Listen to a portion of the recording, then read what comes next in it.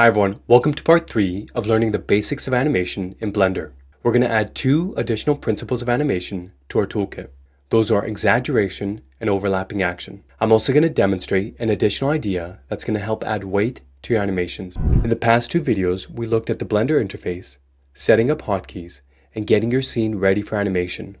We learned about 7 of the 12 principles of animation. I created a ball rig that you can download for free and follow along. Link is in the description. If you get value from this video, please like it. Comment so I get a better idea of what is and isn't working. Alright, let's jump into Blender. Here we are in our scene. We have a very simple setup. We have a ground plane, a table, and our character in the middle. We also have a light shining in the scene, so we have 4 elements currently in the scene. And we're going to add a 5th element right now. We're going to add a camera. We're going to go Shift A, Camera, and Camera.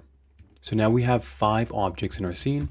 We're going to hit 0 on our numpad, frame in a little bit, and we're going to come on over here to View and turn on this Camera to View. We're just going to find a nice framing, something like this. We can always adjust the framing afterwards. Here's the action that we're going to do together. We're going to have this ball jump up, hit the table, and knock the table out of frame. That's basically the action we're going to do together. And in so doing, we're going to introduce 2 new principles of animation, and those are exaggeration and overlapping action. We're also going to go over an additional animation idea called Overshoots, so we'll do that together. But first, this is the 3rd video in this series. If you have not seen the first 2 videos and you're new to animation and Blender, I recommend checking those videos out first. The first video goes over the Blender interface, some hotkeys, and setting your scene up for animation. We also get introduced to 5 of the 12 principles of animation. The second video builds upon that with 2 additional principles of animation. And here in our 3rd video, we introduce 2 more. So what is exaggeration? We use exaggeration to sell an idea more clearly and to make it more entertaining. You can use exaggeration in many ways. You can do exaggeration on a story level, visually with your animation as well, in edit, in music. You can use it in many places. Visually, for this animation that we're going to do together, we're going to exaggerate the ball squashing down more than we might normally do. We're going to exaggerate the idea of the table. Maybe it doesn't just get hit and knocked to the side. I'm going to exaggerate that it's full force. So exaggeration is just pushing your idea more than you currently are for the purposes of entertainment and clarity. What is overlapping action? Overlapping action is elements of your animation finishing after the main action has come to rest. A good example of this is on this ball character rig is the tail. So once the body has come to rest, whatever the action is, the tail is still going to have some movement on it. And it's going to have movement in the direction from which the ball came. It's going to overlap in that direction. So that's overlapping action. And on a more complicated character, you can have many elements that need overlapping action. You could have hair, big ears, a tail like in our case, a jacket, long pants, whatever is going to carry movement after the main body has come to rest. And each of those elements might have different timing. So the hair being lighter might come to rest after something like a heavy jacket. Might come to rest after the main body has come to rest. So the main body comes to rest, the jacket sways a little bit, that's overlapping action, but the hair being lighter will sway longer and come to rest later after the jacket does. So overlapping action is just elements of your character coming to rest after the main body has come to rest. And adding overlapping action to our animation adds realism, adds style, and can add an element of texture to your animation as well. And lastly, the additional animation idea that we're going to add together is overshoot. Overshoot is not one of the 12 principles of animation, but acts very similarly to anticipation. Anticipation is the buildup of energy in the opposite direction to the main action and direction that the character takes. An overshoot is the movement past the point of rest before the final resting position of the character. The point of overshoot is to show the weight of a character and the speed of the action that just occurred. So the bigger the speed, the bigger your overshoot pose is going to be before your rest. So we're going to do those 3 things in this animation. Let's block the scene out together. I'm going to select the rig, Control Tab, we go into pose mode. Hitting Alt Z allows you to see X-ray and turns it on and off so you can see all your controls or just the ones in front of the geometry. So here's the action that we're going to do.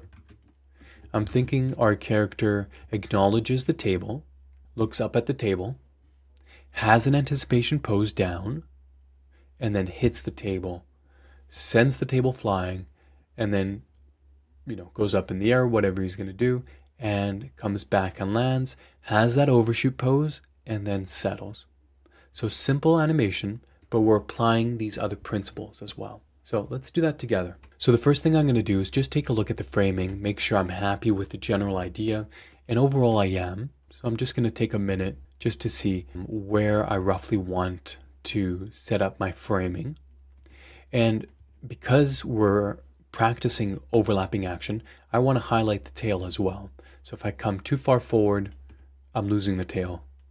So something like this, something 3/4 is nice. I'm going to pull the camera back a little.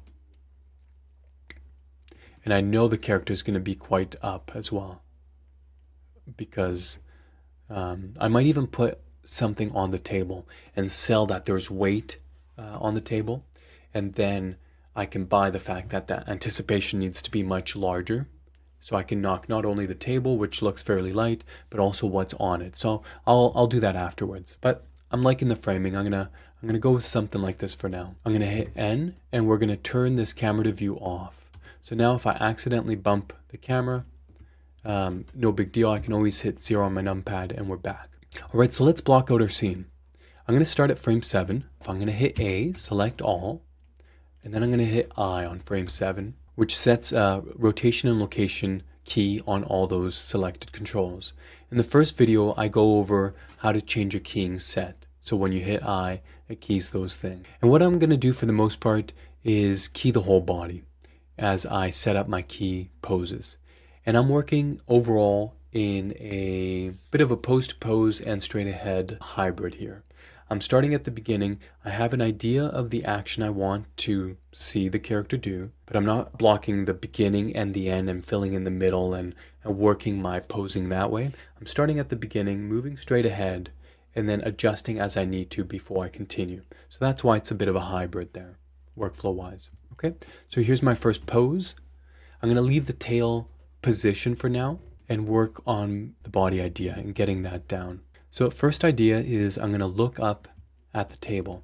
So I'm going to go 4 frames after to frame 11, hit I, and insert a key. You can turn on your auto key, and I would say for the most part, most people do. I don't, and I've explained it in other videos only because of past projects I've been used to doing it this way, and I quite enjoy it. So, but it's there. And so what that does is once you set your initial key, in our case it was a location rotation, from there on after, you won't have to set another key. It'll just, every time you make an adjustment, it auto keys. So that's what that function does there. Okay, so here we are in our second pose, and I want to look up, and I'm going to move 2 or 3 controls to do that. I'm going to use this rotation control, which just moves to the texture, but I'm also going to move the character back, and then I might even add a bit of a squash up, or a stretch up, I should say. Okay, so I'm going to grab the COG control and move the character back a little bit. Hit I. Rotate this back as well. So now it looks like our character is looking up. I. And I might even actually go back to the start and rotate our character down a bit, which I think will help sell the idea more. And I'm looking up. So you can see how the ball is just rotating back. I'm just going to pull this panel over here, increase our screen real estate. And so as I scrub from one idea to the next, one pose to the next, you can just see that the ball, just with that texture line going up, makes it look like the ball is looking up at the table. And I'm going to use the squash control, squash and stretch control, and just pull the character up a little and maybe back, just like that. And then even having that tail get closer to the ground helps to sell the idea that that the character is looking up. So that's my pose change, very simple. before I move forward, and now I'm gonna start to think about my tail pose. Before I go too far, I'm gonna already treat it as part of the overall body and not as something that I want to add information after and layer that posing and then the animation. So I'm gonna treat it as a pose. And so when he's looking up the ball, I'm gonna have a bit more of a curious, maybe thinking idea, an idea popped into the character's head. And so I'm gonna have that tail, a little questioning or a little thinking. I can come on over here when I have multiple controls selected, come on up here and go to, well, first I want to be in local, and then here we can do medium point or individual origins. When you have controls in a chain and you want them all to rotate, you can do it this way. So I'm just going to be subtle about this, only because the character's tail is already touching the ground. Very simple. I don't want to draw your attention too much to that. All right, so we built our first two poses. We have this original idea, character at rest. He gets an idea and looks up. What we're going to do after is just create a little hold. And a hold is a period of time that allows the audience to see your idea, to see the pose or idea. And so I'm going to have that hold for 8 frames. Perfect, frame 11 to frame 19. And then we're going to go into our anticipation pose before we go up. So my anticipation pose from the look up to when I go down, I'm just going to make it 4 frames. So I'm creating quite a snappy timing, which then creates a cartoony feel for this particular animation with that quicker timing. Okay, I'm going to deselect certain attributes here. Also deselect this one. I'm going to go Alt-R, Alt-G, just resets all the values. Insert a key. I'm going to grab that squash and stretch control and let's squash it. So normally I might do something like this, but we're exaggerating. We want to push the idea, and when I add something heavy on here, we're really going to want to squash down. So that's this principle in action right now. Go more than you think you would and see if it looks good. Oftentimes you really want to push your work more than you're comfortable with at times. So I'm going to squash, maybe lean them forward, and even just keep going down. Cool, something like that. I think I'm happy with that. Insert a key. And now I'm going to worry about the pose on the tail as well, but I'm going to scrub here. So that's my squash and stretch, or pardon me, my squash, my anticipation pose currently, because the anticipation pose builds energy in the opposite direction of where we're going to go. So this is the anticipation pose. Okay, let's do something cool with our tail pose. Nice, I might curl up and then really get that tail curled up as well. The tail is also trying to build energy. Okay, let's just use this pose for now. And what I could do as well is just barely crash a little more into the ground. So that shadow line is more aggressive, making it feel like there's more of the ball's volume touching the ground. Just going to help sell that contact more. Even though there's crashing, not a big deal. It's not too much. Okay, so we'll keep going. Here's what we have so far. We have 3 poses. This original pose, the look up. Now this orange line just represents a hold. The same pose is being held for 8 frames. Then we go into the anticipation pose. Okay, same idea. We're going to want to hold. I might not have as long of a hold, 8 frames. 8 frames is 1/3 of a second. And typically, when you're doing action, a beat is about 46 frames. A beat is a term that's used to sell a bit of a time. And we use that bit of time just to allow the audience to read what we're trying to sell, the idea that we're trying to communicate. So 8 frames is a pretty decent little hold. I'm going to try to hold this anticipation either for 4 to 6 frames. We're just squashing down and then we're going. So that's the idea why I'm holding this pose shorter than this pose. This pose, I want you to see the character looking up, and I might even do 12 frames. So we're looking up. Okay, I think I can do it. Bam, and then the character goes for him. So that's the idea there. And then we can always change in the blocking stage the timing very easily. So we're having our anticipation pose, and now we're going to do our action, the contact of the table and then beyond. Okay, so we're at frame 27. I'm going to go to frame 29. Same idea. I'm going to deselect these ones, deselect that one for now. Alt-R, Alt-G, just resets all the values. Insert a key. The next thing I'm going to do is that stretch pose, the contact of the table. Bam. I'm really going to try to stretch it. And this one pose, even though I'm crashing through the table currently, I'm going to animate the table just barely moving up and then being exploded, being shot up afterwards. But I'm just trying to find a nice stretch pose. Something like this I think works well. Insert a key. And what I could even do maybe is scale the table up more so I get more of that stretch. Or maybe scale my ball rig down. That actually might be more appropriate. Let's do that. Let's grab this.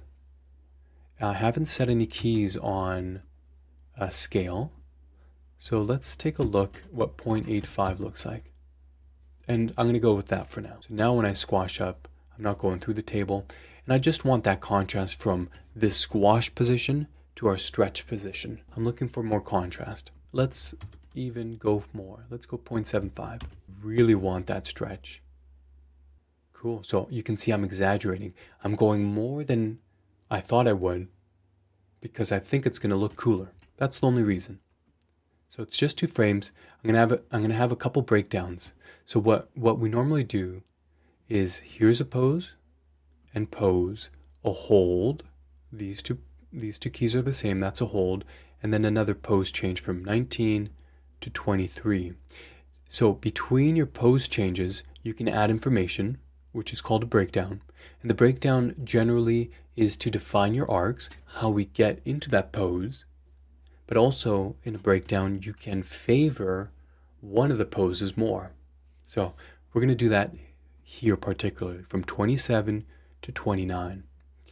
And as we're doing this animation compared to the first video and the second video, now in this third video, it becomes a little bit, in this particular animation, you can see that because it's more of a performance-based animation, the keys get closer together. I'm trying to put information in there that is communicating either personality or action, and so this is more normal than the other two, which were more of an exercise.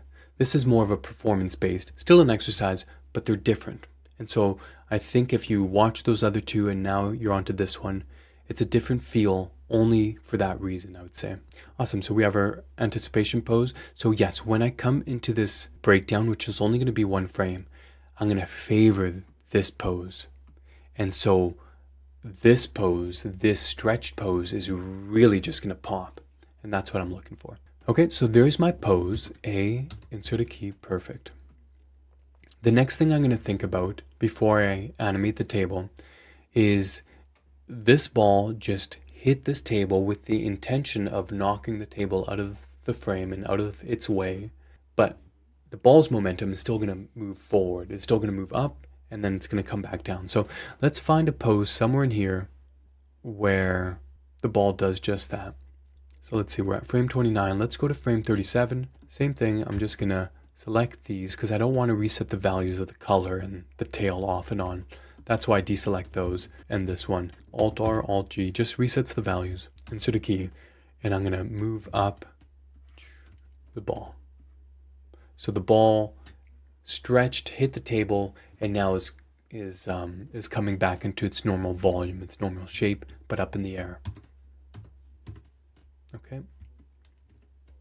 It's going to hang out in the air for a little while. Maybe, let's see, we're at frame 37.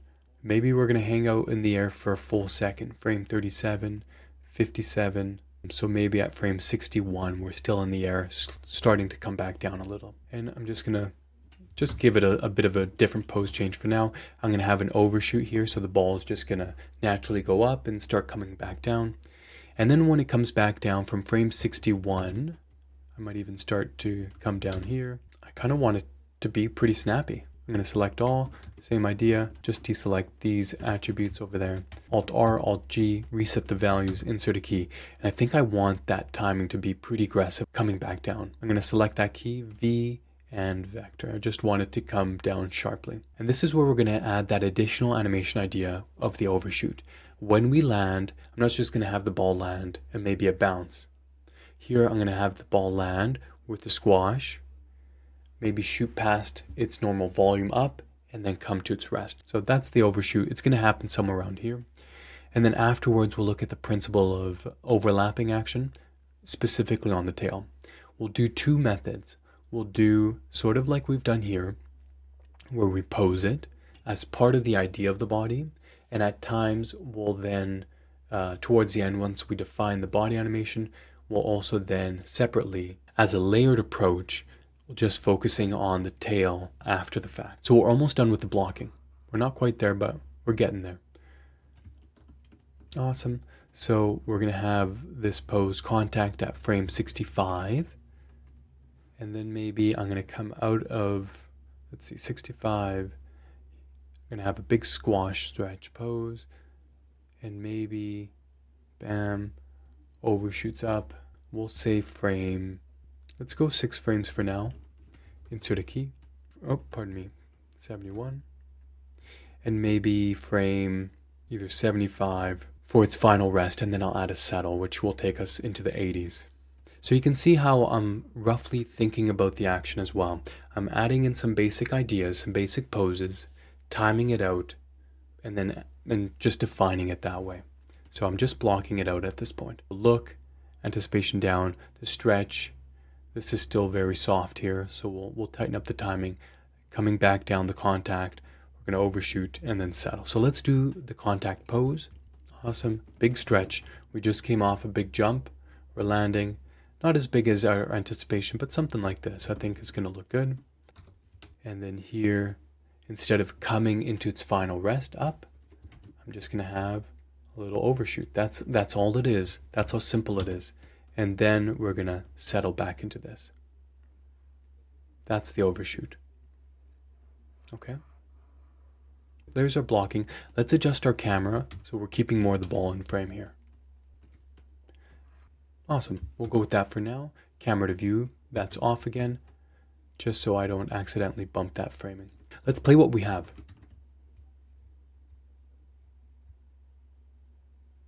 Cool. Overall, I think it's working. Even though the middle looks funny, because the timing of the ball just hovers there, we'll adjust that. But the idea is working. The ball looks up at the table, has an anticipation. I understand what the ball is thinking. Well, I'm looking up. The anticipation helps me with that, and then hitting the table. And then we'll do the table animation after, but no big deal. Let's worry a little bit more of the overall movement of the body, making sure that looks good. We'll add some breakdowns afterwards, a bit of settles, and then we can go on to the principle of overlapping action for the tail. And then we'll spend maybe 5 minutes just making sure the tail is looking good and making sure that the movement of the tail finishes after the main body comes to a rest. So that's what we'll work on. I think the beginning's working. This is all working. Up to here's working. Timing wise, posing wise, I like it. So I can already start doing some breakdowns, and I will. And then this is working. We'll do that. And then this is the big area where we need to not make it look so floaty and blah, basically. Okay, let's clean this area up first, and then we'll worry about that second section. But this is how I would block a scene. And if you're working in a studio, I'd clean up this area a bit more. And that's the blocking pass I would show someone. Is your idea working? You don't want to go past this if your idea is not even working. You want to make sure the idea is working. If it's working, then you can plus it up. Let's come on over here, frame 7, select all. And so what I'm going to do, just make sure everything is, for now, auto-clamped. I'm going to come in the middle over here. I'm going to select that squash and stretch control, the top one. And I'm just going to zoom in so we can see this better. And so what we're doing from this pose to this pose is looking up at the table. the breakdown key is going to have a bit of a squash. That's how simple it is, and a little bit of delay on the tail, and that's it. So frame 9, I'm going to come in over here and just pull this ball down, and that's how simple that breakdown is. And all of a sudden, adding that extra little bit gives it more of a questioning, well, what is this? Feel to the ball.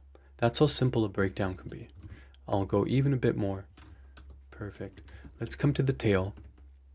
Since the tail is just part of the body performance and not separate overlapping action, I'm going to treat it as such. Just delay it a little bit. And maybe this one as well. Perfect. So also the tail, just adding a little bit of more snappiness. I'm going to come even one frame further and delay it even just a bit more. Okay, that's how simple that breakdown was. I'm going to hit A, select all controls, coming over here right to the end. So we had frame 7 and frame 11. Those were the two key poses. Frame 9 is our breakdown key, and then I added another one on the tail to add more delay on frame 10. So frame 9 and 10 are our breakdown keys. And I'm going to come right one frame before our keyframe at frame 11, which is frame 10. I'm going to insert a key. And what I'm doing now is creating a settle on this action, just a little bit of a settle. And so I go over that in video 1 and 2. So go check those out as well. I go over that in more detail, but I'll explain it again here. I'm just going to zoom in here so we can see better in the graph editor what's going on. Here's frame 10, frame 11, and here's just one curve that we're looking at that represents it settling, but that's only over one frame. We want more. We have 8 frames here of a hold, no movement, so we want to fill about half of that time with a bit of a slight move. We call that a moving hold or the settle. So frame 11, I'm going to select it. I'm going to deselect everything, select it here, and go G, and I'm going to pull it to frame 15. So what that has done in the graph editor is that same curve that same key that was still at frame 10 is still there. There was one at 11, but it was further down. So this curve is now settling softer over time. And if you take a look over here, as I'm scrubbing, you can see the ball just growing a little bit. That's our settle. And so that just adds appeal. So here's what we have. We have the pose and we're looking up, and now we have a bit of a settle, which is nice. Let's move on to the next action. From here, from frame 19, we're coming down into that anticipation pose. So let's do that. We're coming down, it's nice and snappy. And so my breakdown key, I'm going to have a little bit of movement in the opposite direction. And what that's going to do is just add more snappiness. It's going to come down harder. The main control I'm going to use to do that is the squash and stretch. Instead of going in the middle, I'm going to go one frame over and pull it up and back a little bit, insert a key. And I'm just scrubbing to take a look if I like that. I went too far back. I'm going to pull it up and forward instead. So he's about to anticipate, but he goes up first and then down, and he's going to come down harder. I'm going to select A, select this last keyframe, V, and I'm going to make that vector. So it's going to come into this framing harder. I want that feel. Bam, much harder. Cool. I'm going to make this pose breakdown even bigger and maybe hold this up longer. There we go. So you can see for this, I'm adding 2 breakdown keys, and then we're coming down into that snap here. That's all that's needed. Cool. And for the tail, I'm going to build in some delay posing there. So I'm really going to start cranking that tail back just like that. Cool. Let's see what that looks like.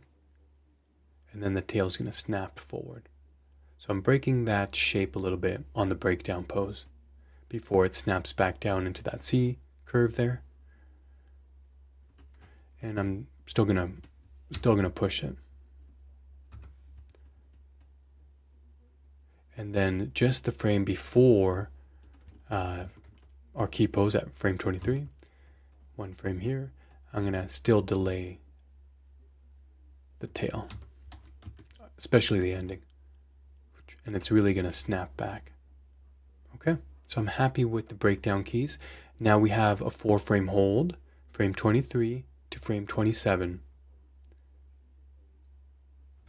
So I'm going to select all just like we did before. Frame 23, I'm going to make sure everything's keyed. Come back, you can see here. So here's what we have. Frame 19 and frame 23, they're both key poses. And frame 20, 21, and 22 all have keys now. Essentially on mostly the tail, just defining that arc. And actually on the squash and stretch. And so all 3 are just breakdown keys. So the frame before, key pose. Here, frame 23, I'm going to come one over, insert a key, and all I'm going to do, just like before, is we're going to pull this over. I'm going to go V and make sure that's clamped, and we're coming into this anticipation pose. So let's take a look at what we have so far. Cool. So the idea is working and the smoothness is there. So I'm happy with the way it's looking. There's enough time for the look. And then the anticipation pose coming down is snappy the way I like it. And then coming into the squash to hit the table is going to pop really nicely. Okay, so let's keep going. So we're coming in at frame 29. I'll do that in a little bit. Now I want to really worry about these next ideas. From frame 29, what does it look like from frame 29 hitting the table to frame 37, 8 frames there? What does that look like? And then what does all this 1 second look like? So that's kind of the crux here. And then once we figure that movement out and we're happy with the look of it, that's very important because that's going to define, well, the look, but that's going to help us then properly animate the tail afterwards. So frame 29, I still like it. And I still like this. I'm going to make some pose changes already now, just on the body here. I can imagine that once I hit the table, and then I'm up in the air, and then I'm still, and I'm coming back down, I can imagine that the ball might have some rotation, still maybe going upwards, and maybe the belly starting to come up before we go back down. That's what I'm going to try to put into that animation. So let's do that. So frame 61, very simply, I'm just going to rotate the ball looking up more. So as it comes down, it's gonna look up. Here, now that I'm thinking about it, when I'm hitting it, I'm not just kind of looking up, but I'm leaning with more maybe the thickness of the skull hitting the table. So maybe as I'm coming out of that, the ball was just leaning forward a bit as well. And then there's that rotation. And then we have to add the arc as well. So here's what I'm going to do. I'm going to open this up so we can see all of our channels, all of our curves here. The one I'm interested in is this Y translate. So I can select that right here, Y location, Shift H, and just isolate that one curve. This is what it currently looks like. Very easily, I can select that, go V, see what the computer gives me, automatic, and already I'm going to get a nice, well, nicer curve, and I can adjust that. And you see I'm even running out of framing currently. But let's just look at that. Cool. I'm not gonna make it as big, but already we're getting somewhere. And so now this part is very slow. That's what that's telling me. I'm gonna hit Alt H in the graph editor, show all the curves again. I'm gonna hit A back here in my 3D viewport, select all the controls in here, A and period numpad. And from frame 29 to frame 37, that's 8 frames, and that's much too slow. That's what that told me. I'm gonna select basically everything actually from here and go 4 frames to the left. What that's going to do is make this area much faster. So I'm at frame 37, I'm going to go to frame 33. Boop. So now from here to here, much faster. And then I have to adjust that. I don't want the ball to go that high. Okay, so I'm much happier with that. I'm going to select just that curve, back to this curve here, and let's make that adjustment here. Okay, I'm going to select that key and hit S for scale. And it's going to scale that handle into itself. S, and I can adjust that height of the ball there. I think it's cool that it goes there. I just don't want it to go that high. Let's just bring it down a little. And maybe I make it more snappy. And I'll adjust my framing as well. Same thing here. I'm just going to scale that in a bit. Just going to find a happy medium of how high the ball goes and how far my framing is. I think I might have found it. Okay. Just going to zoom in a little bit. I'm going to hit N back to my properties over here, camera to view. And I'm going to pull out a little bit and up here just like this. And turn this back off so I can't accidentally knock my framing. 0 on your numpad gets you right back into the camera. Okay, let's play what we have. So it's looking better already. It's starting to work. There's still a bit of a pop from the stretch pose to then going up, but we're getting there. And then once we figure that out, which we'll do in a minute or two, we'll look at the landing, the overshoot pose, and once the body's all done, which we're almost there, then we can finally get to the tail and we'll do the overlapping action together. Maybe about now we'll also get out of pose mode, Control Tab, and let's animate the table together as well. That's very important.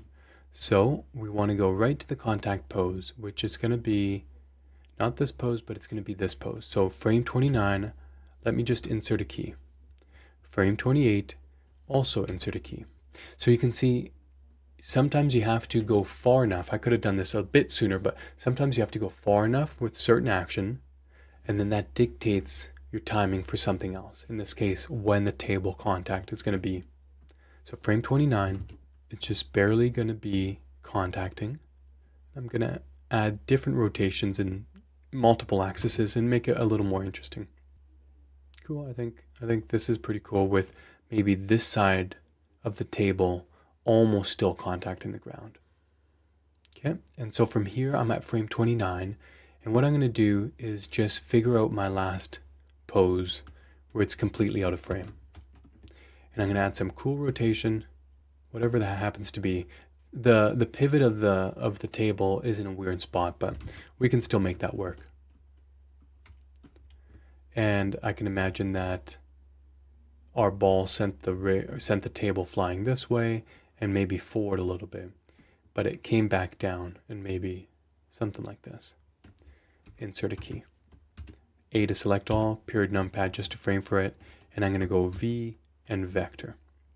Okay. And already that's quite fast. So I'm just going to take that key and give it more time, help to slow it down. And obviously I need a breakdown key to define how we get into that position. But what I'm looking at first is just the timing. And actually maybe that wasn't fast enough. So we just simply grab that last key, bring it in, and the timing's going to increase much quicker.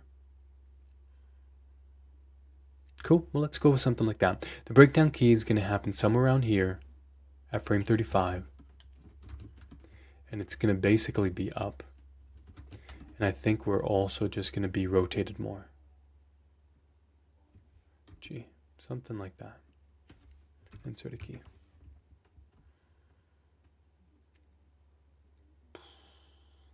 Cool. Again, we're still going to work on the ball, finishing its action in the air because it's not ready yet. But we're starting to see how the elements are working together. And the table to me is going a bit too fast, so that's okay. Simply just select those two keys and give it more time. Slow it down. I'm going to go to 2 frames. And cool, let's leave it like that for now. Let's go back to the ball.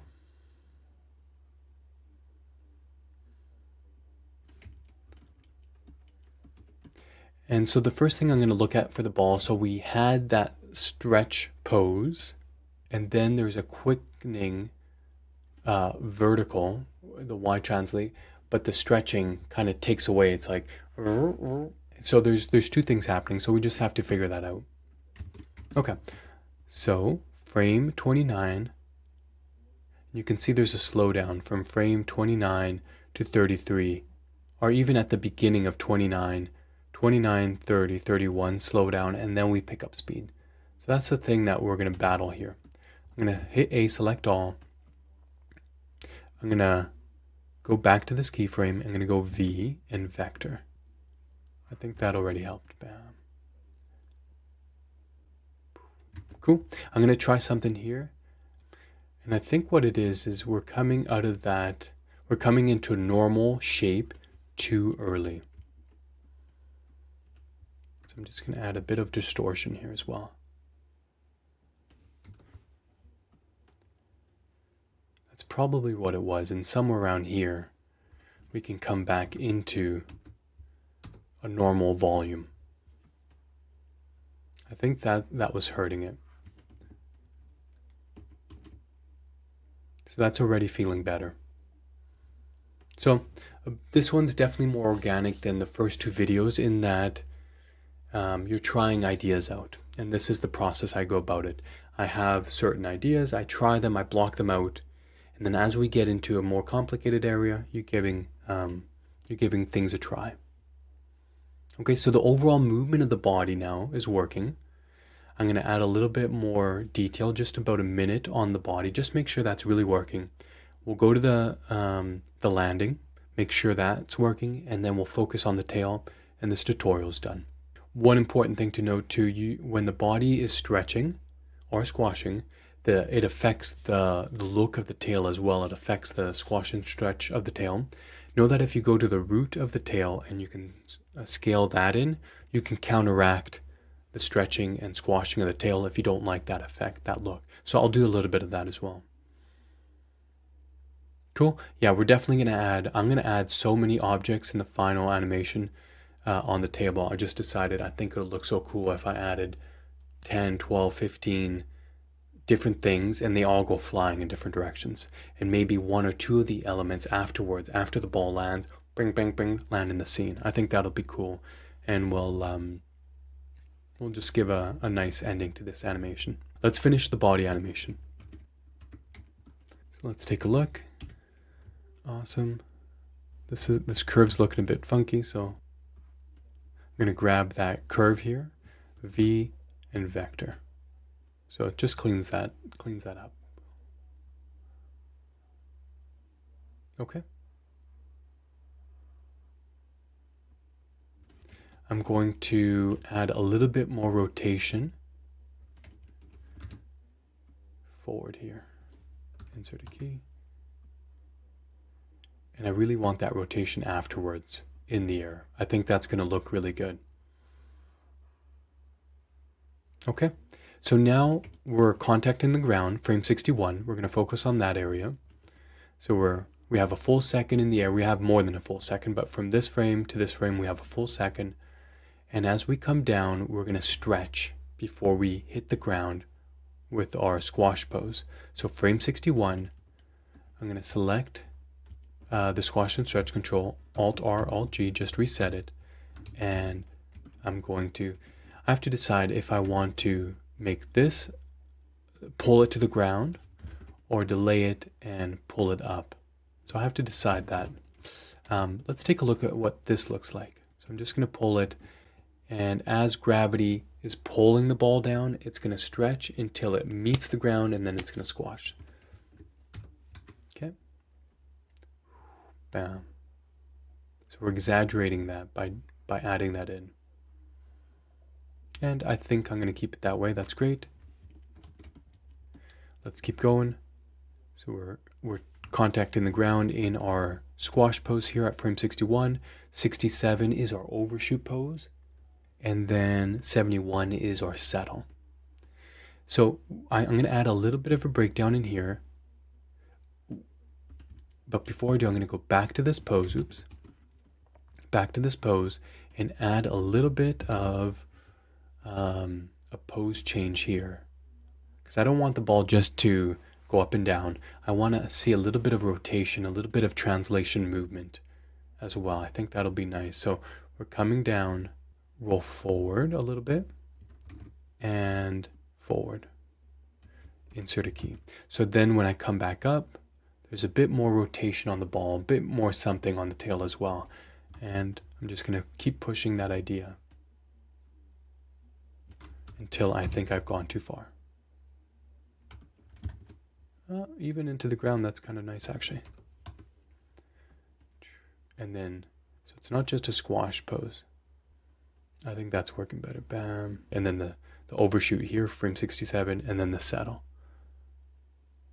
And I think with the settle, what I'm going to do on this frame 67 is the rotation.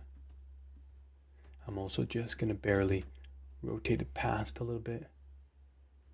And maybe, just maybe a little bit, pull it back slightly. There it is. And then again, we settle into this final position there. So you can see in this case, because we had such a big, we had a big stretch, we have a nice hang time in the air, we're coming down, we have a good squash, and if I were to then settle into just the normal pose afterwards, you could say that that's my overshoot. But because I feel like this ball is a bit more plasticity or a bit more organic, a bit more jelly, I'm making it overshoot upwards a little bit and then settle. So that's our settle there. Very subtle. Okay, I think I'm happy with that. And so now, one last thing I want to do. So we're coming in, we've added our stretch breakdown pose, just one frame before we get into our squash pose. And then we're coming into our overshoot here. But before we do, I'm going to add a little bit of a breakdown here. And the breakdown just defines how we get into the new pose. The only thing I'm going to do is delay the ball coming back up. I'm just going to delay it by pushing down and maybe forward a little. That's it. That's the breakdown. So we squashed. I just want the ball to hang out there a bit more before we come into this overshoot. Let's give ourselves a bit more time. So we're essentially ending close to frame 71. I'll go past that probably a little bit. Let's give ourselves maybe the 81 here.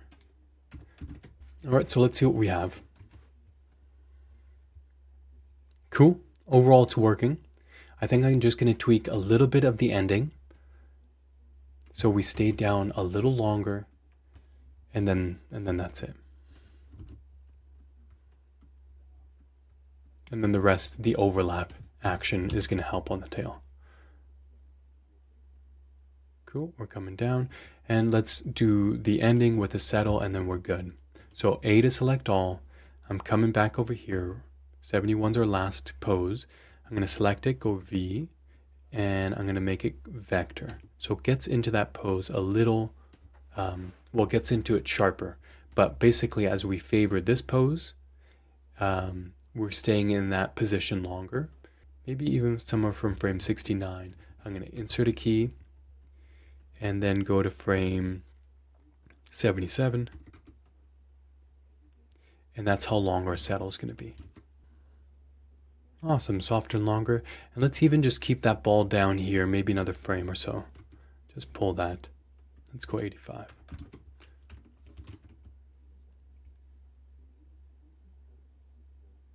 Cool. Let's call that done for now. Let's move on to the tail, and then we'll finish this tutorial. So we're going to work with these 4 tail controls. And like I said at the beginning, the tail is animated at the beginning because we're introducing personality, and it all works as one. As we enter action, it's easier to define the action and then add the overlapping poses in action. So let's start at the beginning. We're good here.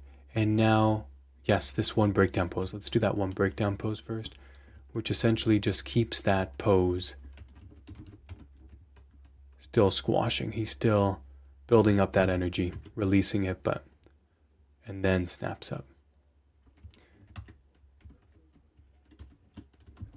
This is that one frame breakdown. Awesome. So from here on out, we're going to do a layered approach to the tail, adding overlap to it. A little bit of posing, but then working with the curves as well. I'm going to pose this one idea here a little more, that we're dragging the end still. And like I said, we can adjust the scale of the tail because it works with the squash and stretch of the rig afterwards. I'm not too concerned about that now, but I'm just building in drag for that pose. And then maybe already frame 31. Well, let's go frame 33. I'm going to have it down almost. So I'm going to go Alt-R, Alt-G, just reset it, and it is. Let's make sure everything is individual origins, great, local, and pose that tail down. Insert a key. Okay, so that's feeling really good. It's almost like a snap, and in this case, it almost even feels like the tail is helping to push off the ground, which is very interesting, and I'm going to go with that. I like seeing a bit more of the tail back there, so I'm just going to pose it, and frame 30 is important. I'm going to delay that. I actually kind of like that here. Adding a bit more shape to that tail right here on that one frame. And sometimes these poses you're beginning to sculpt. Just the idea. Snapping, oh, I like that. Frame 31, I'm going to insert a key on all 4 controls. And here, pull that tail back right at the tip. Insert a key. Okay, so now I'm liking what I'm seeing there. And so this is all working with the tail, and it's reacting to what I've already done for the body. Okay, so this is working. I'm going to go right to the end, pardon me, not to the end, but to the next pose, which is a full second later, and try to think about what that shape of that tail is going to look like. Then I'm going to scrub back and forth to make sure it's working, and then add maybe 1 or 2 breakdown keys as well. And now the ball's starting to fall back, being pulled back to the ground. I feel like the tail is going to start to curl up. So with all of them selected, I'm going to just rotate that, and it might be that simple. Something like that. Insert a key. Cool.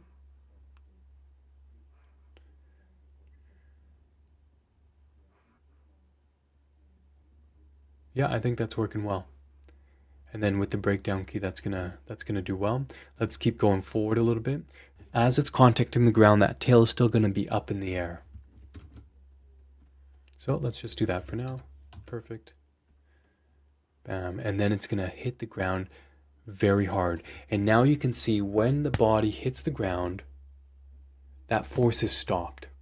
And then we have the overlapping, or pardon me, then we have the overshoot of the body. But once that body hits the ground, the action has stopped, and that's when the overlapping action of the tail kicks in. That's going to be on display there.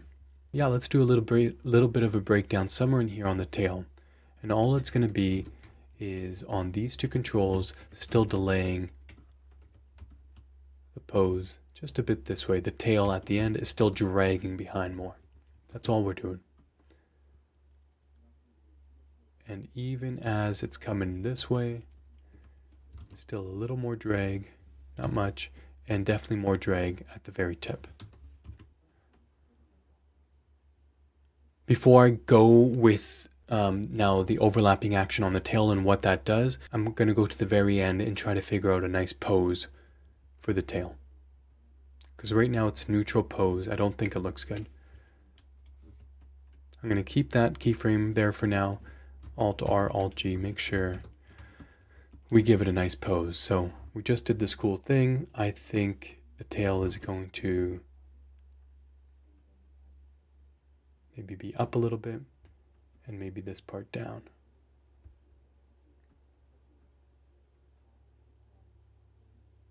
Cool. There's a nice little shape on the tail there. And then you can see the difference from the default pose of the tail to now the personality in the tail. Okay. And maybe at frame 63, I'm going to have the tail also really hit the ground hard. So there's your overlapping action already. The body has come to a stop because of the ground, and frames afterwards, the tail is still moving. And the amount of movement and the type of movement dictates how fast that action was or how heavy the tail is. Is it light or is it heavy? And so we dictate that with the timing and the posing of the tail. I'm going to give it a bit more shape by just rotating it more and seeing if we can come up with something cool. Flat is nice, and also a bit of a curve as well.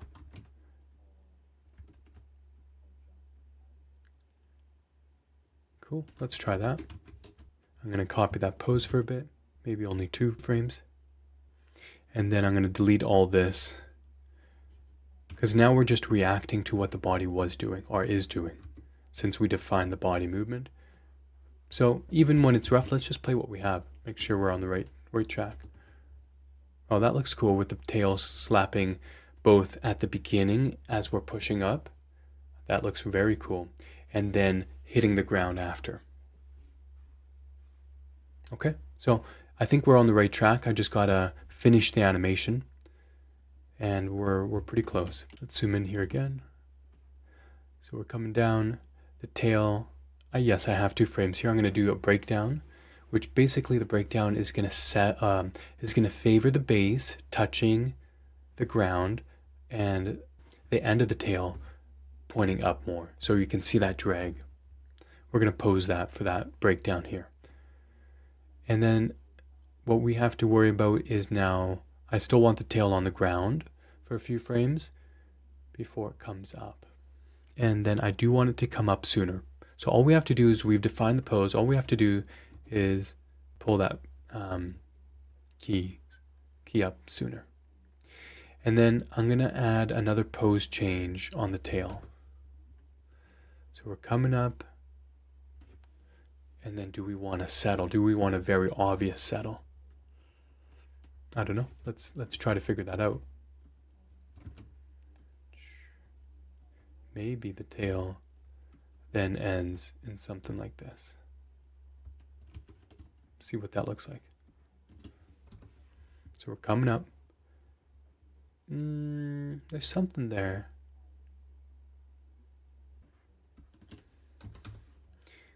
One of the nice things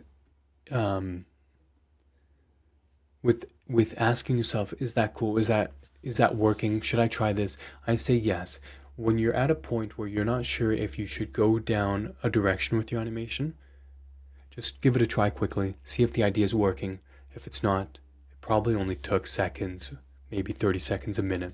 And if the idea is working, well, at least you explored it, and you probably ended up adding more entertainment value because you explored your ideas. I'm just working the tail animation, timing-wise, and a bit of the posing, just trying to still get that last overlapping action, just to really read that it's by itself and independent of the body now, or of the main body action, I should say. Okay, so it's getting there. I'm just now going to concentrate on the contact pose and not crashing into the ground. That's very important, that it's not very obvious. And then this animation's done. So I really want that tail to feel like the base of the tail did contact with the ground, and the tip of the tail, is still going to be up in the air. Come on. Something like this. We'll see what that looks like.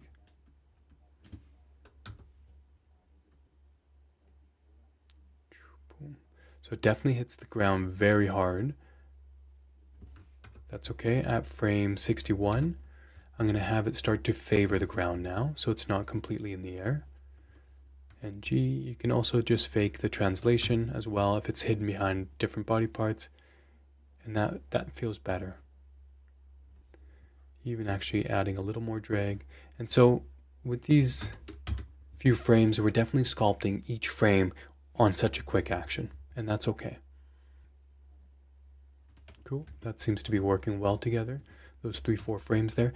Now we have these we have this frame 63 that's working well, and we have these other 2 frames that are contacting the ground that's crashing. So I'm going to go over here to 65 and just play with the rotation. Just keep it so it doesn't look as crashy. And already that's helping a bit. And there's a bit of a bump, and that's noise now, and I think that might just play okay.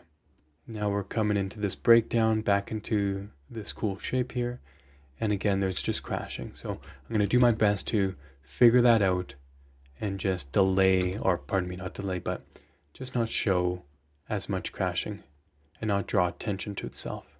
I'm going to add a little bit of drag now as it's on the ground, maybe this way. And then let's do a little bit, just at the end here, a little bit more delay on this last pose, or pardon me, on that last control here. 2 frames before the end. Still trying to get a bit of shape there. I'm going to select all the 4 tail controls and give it its own settle. Come on. Insert a key 2 frames before the end. And let's pull this out maybe to frame 81. And let's go 96 now. So now the animation's fully 4 seconds long. And in this time, I'll probably have 1 or 2 objects like I was talking about land on the ground. I think that'll be really cool. So let's play what we have.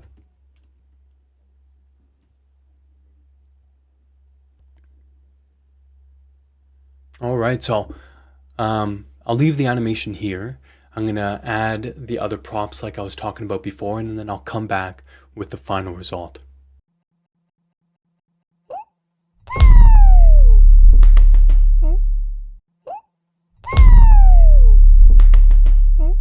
Here's the final result. I cleaned things up a bit and added a few new elements. For the animation of the ball, I added a backflip and a reaction at the end. I added objects on the table and animated 3 falling books near the ball. If you followed along, great job. If you got value from this video, please like it. Share it with anyone else wanting to learn animation. I'll be doing one more video in this Intro to Animation series. It'll be an intro to facial performance. Till then, take care everyone. Bye-bye.